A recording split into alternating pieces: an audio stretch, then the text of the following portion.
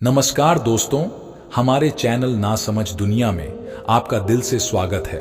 बात उस समय की है जब भगवान बुद्ध ज्ञान की प्राप्ति कर लेने के बाद जगह जगह जाकर प्रवचन दिया करते थे। वो हर गांव में जाकर अपने ज्ञान का प्रसार करते। उनकी बातें हर किसी के जीवन को एक नया मोड़ देती थी। उन सब के बीच एक ऐसा व्यक्ति था जो गौतम बुद्ध के ज्ञान से बहुत ज्यादा प्रभावित था। वो उनके प्रवचन सुनने के लिए हर जगह पहुंच जाता।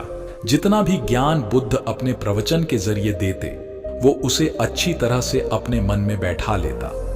उसका लक्ष्य था कि वो भी बुद्ध की तरह एक आध्यात्मिक और परम ज्ञानी बने। गौतम बुद्ध के प्रवचन सुनते सुनते उस व्यक्ति को साल भर हो गया।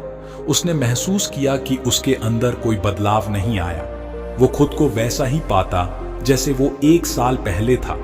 उसे लगने लगा कि बुद्ध के ज्ञान का उस पर कोई असर नहीं हुआ और ना ही उसके जीवन में कोई बदलाव आ पाया।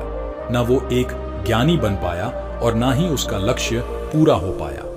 इस बात से नाराज होकर वो व्यक्ति बुद्ध के पास गया और बोला, मैंने साल भर आपके प्रवचन सुने।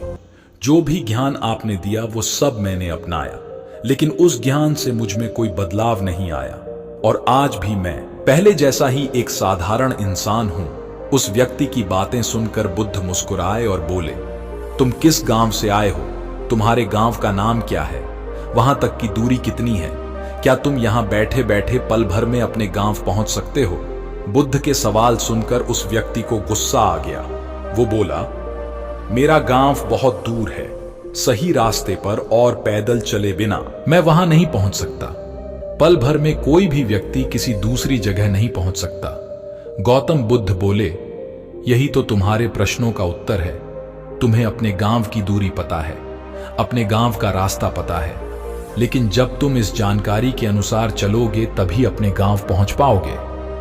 उसी तरह मुझसे जो ज्ञान तुमने लिया है उसे जब तक तुम अपने व्यवहार में नहीं लाओगे और उस ज्ञान के अनुसार नहीं चलोगे तो तब तक तुम खुद में बदलाव नहीं कर पाओगे।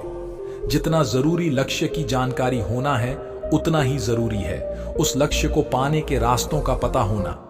ज्ञान भी तभी काम आएगा जब तुम उस पर अमल करोगे।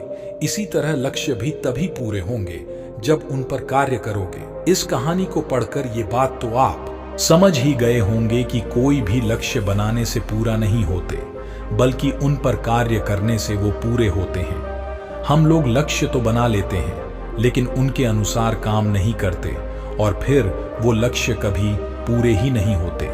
धन्यवाद।